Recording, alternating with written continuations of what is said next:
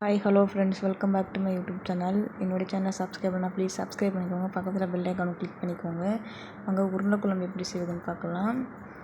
இப்போ தேங்காய் பேஸ்ட் அரைச்சிக்கலாம். 1/4 கப் தேங்காய், 1 ஸ்பூன் சோம்பு சேர்த்து நல்லா தண்ணி ஊற்றி நல்லா மையாக அரைச்சி எடுத்து வச்சுக்கோங்க.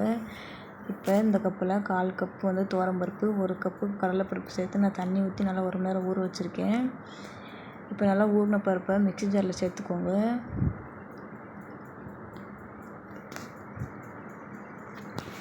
சேர்த்து உங்களுக்கு தண்ணி கொஞ்சமாக ஊற்றி நல்லா அரைச்சி எடுத்துக்கோங்க. குறன்னு இந்த மாதிரி நல்லா குற அரைச்சி எடுத்துக்கோங்க. நல்லா நான் பவுலில் மாற்றிட்டேன் அரைச்சி. இப்போ 1/4 கப் சின்ன வெங்காயம், 1 கொத்து கருவேப்பிலை சேர்த்து நல்லா கலந்து விட்டாச்சு. இப்போ இது ஒரு ஓரமாக இருக்கட்டும். அடுப்பை பற்ற வச்சு நல்லா கடாய் காய்ஞ்ச பிறகு 4 டேபிள் ஸ்பூன் எண்ணெய் ஊற்றிக்கோங்க. எண்ணெய் காய்ஞ்சோடனே ஒரு 1/2 ஸ்பூன் சோம்பு, 1/4 ஸ்பூன் வெந்தயம் சேர்த்துக்கோங்க. நல்லா பொரியட்டும். நல்லா பொரிஞ்ச பிறகு 1 கொத்து கருவேப்பிலை சேர்த்துக்கோங்க. அதோட 1/4 கப் சின்ன வெங்காயம் சேர்த்துக்கோங்க. சின்ன வெங்காயத்துக்கு பதிலாக நீங்கள் பெரிய வெங்காயம் கூட சின்ன சின்னதாக நறுக்கி கூட சேர்த்துக்கலாம். சின்ன வெங்காயத்தோட பச்சை வாசனை போனால் மட்டும் போதும். இப்போ பச்சை வாசனை போன பிறகு 2 தக்காளி நறுக்கி வச்சுருந்தேன், அதையும் சேர்த்து நல்லா கலந்து விட்டுக்கலாம். தக்காளி மேஷ் ஆகிறதுக்கு சால்ட்டு சேர்த்து நல்லா கலந்து விட்டுக்கோங்க. இப்போ மூடி போட்டு வச்சிடலாம்.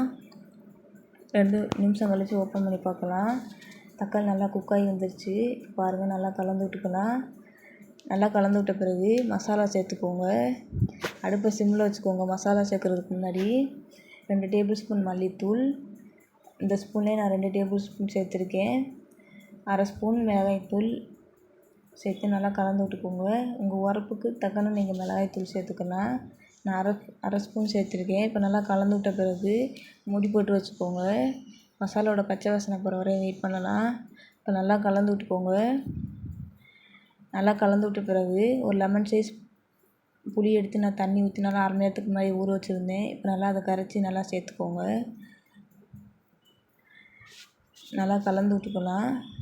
இப்போ நான் கொஞ்சமாக தண்ணி சேர்த்துக்கிறேன். சேர்த்து நல்லா கலந்து விட்டுக்கலாம். உங்களுக்கு தேவையான அளவுக்கு உப்பு சேர்த்துக்கோங்க. உப்பு சேர்த்து நல்லா கலந்து விட்டுக்கோங்க. இப்போ மூடி போட்டு வச்சுக்கலாம். கொதி வரையும் வெயிட் பண்ணலாம். பாருங்கள், நல்லா கொதிச்சு வந்துடுச்சு. நல்லா கலந்து விட்டுக்கலாம். நீங்கள் கத்திரிக்காயோட விருப்பப்பட்டால் சேர்த்துக்கலாம். நான் கத்திரிக்காய் சேர்க்கலை. இப்போ திரும்படியும் மூடி போட்டு வச்சுக்கலாம். குழம்பு நல்லா கொஞ்சம் வற்றி வர வரையும் வெயிட் பண்ணலாம். பாருங்கள், கொஞ்சம் நல்லா வற்றி வந்து நல்லா எண்ணெயெல்லாம் பிரிஞ்சு வந்துடுச்சு. இப்போ அரைச்சி வச்சுருந்த தேங்காய் பேஸ்ட்டை சேர்த்துக்கோங்க. சேர்த்து நல்லா மிக்ஸி ஜாரில் உள்ள தண்ணியும் சேர்த்து நல்லா கலந்து விட்டுக்கோங்க. நல்லா கலந்து விட்ட பிறகு நம்ம அரைச்ச மாவுலேருந்து கொஞ்சமாக சேர்த்துக்கோங்க. அப்போ தான் குழம்பு நல்லா கெட்டியாக இருக்கும்.